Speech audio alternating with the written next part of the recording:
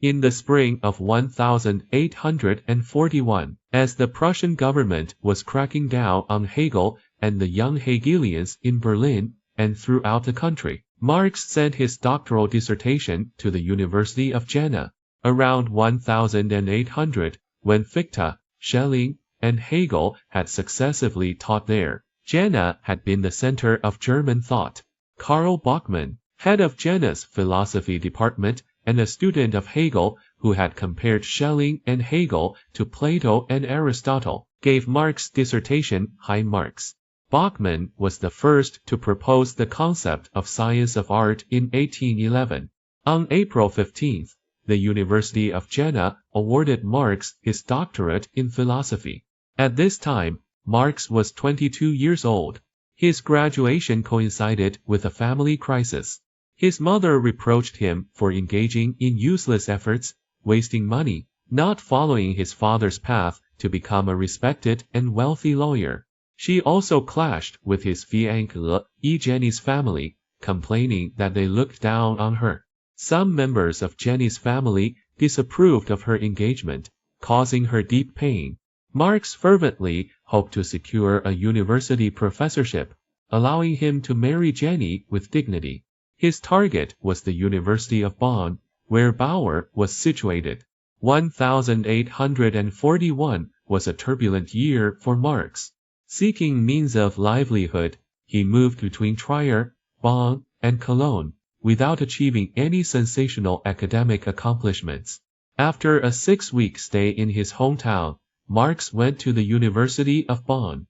To qualify for a lectureship there, university regulations required not only a doctoral dissertation but also a lengthy treatise. Marx thus began expanding his doctoral dissertation as planned, connecting it to the entirety of Greek thought and elaborating in detail on late Greek philosophy, namely the philosophies of the Epicureans, Stoics, and Skeptics. Simultaneously, he began collaborating with Bauer. While Bauer was writing critiques of the Gospels, the two planned to found an atheist journal. Young, a member of the Doctors' Club, a successful young lawyer in Cologne, and one of the main organizers of the Rhine Gazette, wrote in a letter to Arnold Ruge, "If Marx, Bruno Bauer, and Feuerbach come together to found a theological philosophical journal, God better have all his angels guard him, for without a doubt, these three will drive God out of his heaven." For Marx, Christianity is one of the most immoral existing religions. This journal was a major event eagerly anticipated by the entire young Hegelian movement. In June, the Halle Annals, persecuted by the king, was banned in Prussia. Ruge relocated his base to Dresden and founded the German Annals, his stance having turned radical. Consequently, Marx and Bauer abandoned their strenuous efforts to establish the atheist journal, and instead began contributing articles to Ruge. In July, Marx began studying Ludwig Feuerbach's new work The Essence of Christianity. Feuerbach explained religion with humanism. Religion is the alienation of humanity's essence from itself. Abandoning Hegel's idealism and moving towards materialism, he straightforwardly proclaimed that nature is the primary reality.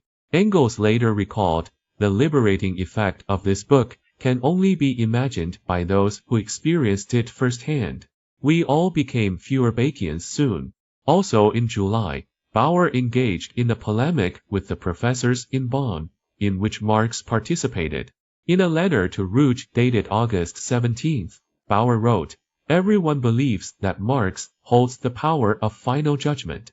In mid-July, Marx returned to Trier at his mother's request to sign an agreement dividing the inheritance, which stipulated that the expenses during his education should be deducted from his inheritance share. On August 20th, the very day Bauer's first volume critiquing the Gospels was published, Minister of Culture Eichhorn solicited opinions from all Prussian theology faculties on whether to dismiss Bauer.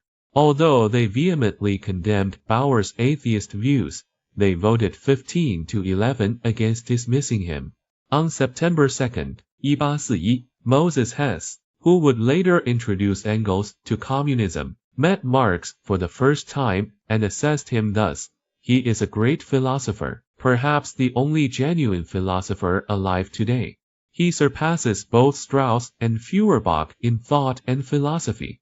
If I could go to Bonn and he were lecturing on logic, I would be his most diligent student. I have always wished to have someone like him as my teacher in philosophy. Only now do I realize how inept I am in genuine philosophy." Dr. Marx, whom I revere, is barely 23 or 24 years old. Rousseau, Voltaire, Holbach, Lessing, Heine, and Hegel are combined in one person. Marx introduced Hess to the young Hegelians, and Hess began attending Bauer's lectures in Bonn. Like Marx, Hess came from a rabbinical Jewish family, and like Engels, his family was involved in business. He had started a commercial apprenticeship early. Sympathetic to the working class, initially influenced by Jewish messianism, later travels through England, Holland, and France exposed him to French socialism. He began self-study in philosophy, first identifying with Spinoza and Fichte. Influenced by August Skalski's ideas in 1841, he wrote the European Trilogy, aiming to unite the revolutionary practice of the French with German speculative philosophy through a philosophy of action, bringing it from heaven down to earth. He had already directed the spear of revolution against contemporary bourgeois society, where the rich get richer, and the poor cannot survive even by sweating their blood, making him a small but noted socialist at the time. Also in September, Engels arrived in Berlin to serve in the Guard Artillery Regiment. 1 year volunteers had the option to choose their garrison city, and Berlin offered opportunities to audit lectures at the University of Berlin and connect with the young Hegelians. Shortly after his arrival, he made contact with the Doctors' Club. His best friend was Bauer's brother, Edgar Bauer. The gradual integration of figures like Hess and Engels was a sign of the flourishing young Hegelian movement. The context of Marx's acquaintance with Hess was an event in that same September which pushed the movement to its climax, the founding of the Rhine Gazette. In Marx, Engels, and Hess' hometown Rhine province, benefiting from institutions and land reforms introduced during the French occupation, anti-feudal progress and capitalism developed rapidly, especially textiles and metalworking industries. After 1830, Cologne had a population of 70,000. Most of Germany's progressives were located in the Rhineland, and by the 1840s, a Rhenish bourgeois liberal faction had formed. Enlightened capitalists and liberal intellectuals gathered to form political groups, the core being the Cologne Circle, which Marx had joined during his time in Bonn. Key business figures included the Chamber of Commerce president, Rudolf Kamphausen, and David Hensman, leaders of the Rhenish liberal bourgeoisie. 7 years later, during the 1848 revolution, they formed the Kamphausen-Hensman cabinet, with Kamphausen as chancellor and Hensman as finance minister. Hensman, who started in textiles, was a founder of the Rhenish Railway Company and chairman of the Aachen Chamber of Commerce. A typical representative of early Prussian industrialization's bourgeois interests. In 1840, he supported constitutional demands proposed by the East Prussian Provincial Diet, and petitioned the king for a constitution and a national parliament. He gradually became the actual leader of Prussia's liberal opposition. His famous saying was, "He who has the most money rules the country." Kamphausen, chairman of the Cologne Chamber of Commerce since 1839, held relatively conservative political views. He was moderate towards the dynasty and government-opposed revolution, and Democrats advocated state support for production and shipping, and expanding the German customs union to include coastal states. Other notable business figures included Gustav von Mevisen, influenced by Saint-Simonianism in France and familiar with workers' conditions in England. Mevisen held socialist convictions and later became one of the Rhineland's principal capitalists.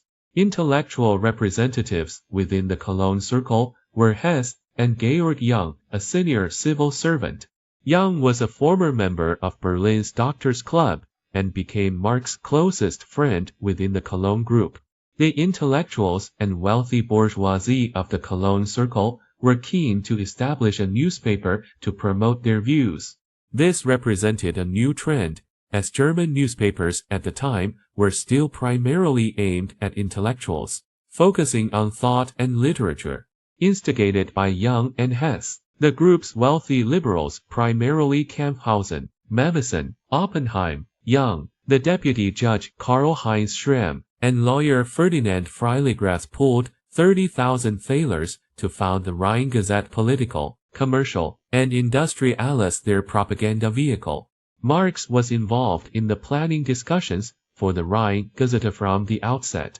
The newspaper's propaganda objective, its political program, was to protect the interests of the Rhenish industrial bourgeoisie, development of industry and the customs union, accelerated railway construction, reduction of legal fees and postal charges, state fiscal austerity, and ultimately, the political and economic unification of Germany, defense of the Napoleonic Code, and the establishment of a bourgeois constitutional monarchy. They were eager for Prussia to govern all of Germany and expand the customs union. The founding of the Rhine Gazette attracted considerable attention and received government support, because the government was then engaged in conflict with the Archbishop of Cologne. The Cologne Daily, with 8,000 subscribers, championed papal supremacy and held a monopoly in the Rhineland, being popular among locals, receptive to anti-Berlin and anti-absolutist sentiment. The government encouraged the new paper as competition for the Cologne Daily. Provincial Governor von Bodelschwingh approved the publication, believing these wealthy bourgeois shareholders would ensure a moderate tendency. The Rhine Gazette launched on New Year's Day, 1842, marking the consolidation of the Rhenish liberal bourgeoisie into a solid political bloc, becoming the mainstay of German bourgeois liberalism. The young Hegelians, especially Marx and his friends, were at this time at the selection of contributors and editors for the Rhine Gazette also reflected contemporary ideological struggles. The two young men responsible for recruiting editors, the newspaper's publishing managers, Jung and the juror Dagobert Oppenheim, were ardent Hegelians and influenced by Hess. They solicited contributors among their young Hegelian circle. The shareholders were pleased with this. Shrewdly aware this was Germany's most talented group of writers, they considered the young Hegelians pro-Prussian and harmless.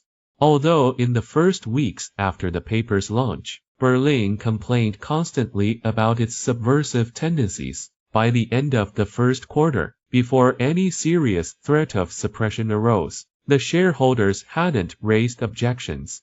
Later contributors to the Rhine Gazette were mostly young Hegelians: Marx, the Bauers, Hess, Eduard Mayen, Ludwig Buhl, Max Stirner, Koppen, Mayen, Rutenberg, Buhl, Ruge, Zicklin, Nauwerk, Engels, and Prutz, as well as liberals from Nixburg and Cologne, like Mevison and Kamphausen.